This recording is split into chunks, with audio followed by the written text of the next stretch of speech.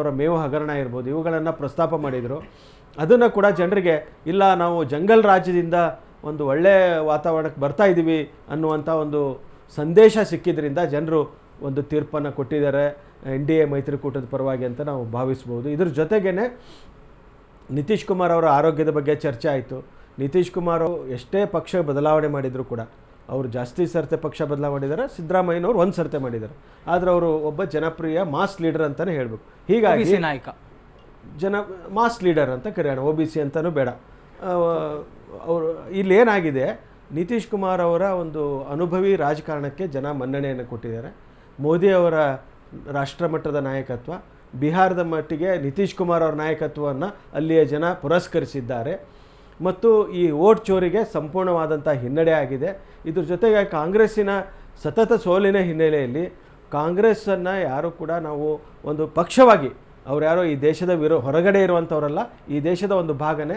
ಮುಂದಿನ ದಿನಗಳಲ್ಲಿ ಒಂದು ಆರೋಗ್ಯಕರ ಪ್ರತಿಪಕ್ಷವಾಗಿ ಈ ದೇಶದ ನೈಜ ಸಮಸ್ಯೆಗಳು ಎಲ್ಲ ಒಂದು ಕಡೆ ಸಾಮಾನ್ಯ ಜನರ ಸಮಸ್ಯೆಗಳನ್ನು ಹತ್ತಿರ ಅದಕ್ಕೆ ಕಿವಿಗೊಟ್ಟು ಕೇಳುವಂಥ ಒಂದು ವ್ಯವಧಾನ ಕಾಂಗ್ರೆಸ್ ಪಕ್ಷ ಕಳ್ಕೊಂಡಿರೋದ್ರಿಂದ ಜನರ ಹೃದಯಕ್ಕೆ ತಾಕದೇ ಇರುವಂಥ ವಿಷಯಗಳನ್ನು ಚುನಾವಣೆಯಲ್ಲಿ ಪ್ರಸ್ತಾಪ ಮಾಡ್ತಾ ಇರೋದ್ರಿಂದ ಅದು ಪದೇ ಪದೇ ಸೋಲನ್ನು ಅನುಭವಿಸುವಂಥದ್ದನ್ನು ಕಾಂಗ್ರೆಸ್ನ ಒಂದು ಅವ್ರು ಬಹುಶಃ ಅದನ್ನು ಕಳ್ಕೊಂಡಿದ್ದಾರೋ ಏನೋ ಗೊತ್ತಿಲ್ಲ.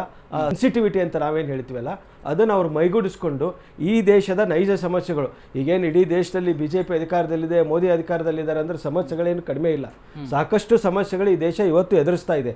ಆದರೆ ಒಂದು ಪ್ರತಿಪಕ್ಷವಾಗಿ ಈ ದೇಶದ ಜನರು, ಸಾಮಾನ್ಯ ಜನರು ಎದುರಿಸ್ತಾ ಇರುವಂಥ ಸಮಸ್ಯೆಗಳನ್ನು ವೇದಿಕೆಗೆ ತಂದು, ಯಾವ ಪಾರ್ಲಿಮೆಂಟ್ ಇರ್ಬೋದು ಅಥವಾ ಸಾರ್ವಜನಿಕ ವೇದಿಕೆ ಅಥವಾ ಚುನಾವಣೆ ಸಂದರ್ಭದಲ್ಲಿ ಪ್ರಸ್ತಾಪ ಮಾಡೋದರಲ್ಲಿ ತಮ್ಮ ಸೂಕ್ಷ್ಮತೆಯನ್ನು ಕಳೆದುಕೊಂಡಿರುವಂಥ, ರಾಜಕೀಯ ಪ್ರಬುದ್ಧತೆಯನ್ನು, ರಾಜಕೀಯ ತಂತ್ರಗಾರಿಕೆಯನ್ನು ಸಂಪೂರ್ಣ ಕಳೆದುಕೊಂಡಿರುವಂಥ ಕಾಂಗ್ರೆಸ್ಸು ಇದನ್ನು ಒಂದು ಆತ್ಮಾವಲೋಕನ ಮಾಡಿಕೊಂಡು ಈ ದೇಶಕ್ಕೆ ಒಂದು ಆರೋಗ್ಯಕರ ಶಕ್ತಿಯುತ ಪ್ರತಿಪಕ್ಷತೆ ಇದೆ ಅನ್ನುವಂಥದ್ದನ್ನು ಗಮನದಲ್ಲಿಟ್ಕೊಂಡು ಕಾಂಗ್ರೆಸ್ ಮುಂದಿನ ದಿನಗಳಲ್ಲಾದರೂ ಈ ರೀತಿಯ ಅಸಮರ್ಪಕ ವಾದಗಳನ್ನು ಬದಿಗಿಟ್ಟು ನೈಜ ಸಮಸ್ಯೆಗಳನ್ನು, ಯಾಕಂದರೆ ನಾವು ಇಲ್ಲಿ BJP ಕಾಂಗ್ರೆಸ್ ಮುಖ್ಯ ಅಲ್ಲ, ಜನ ಮುಖ್ಯ.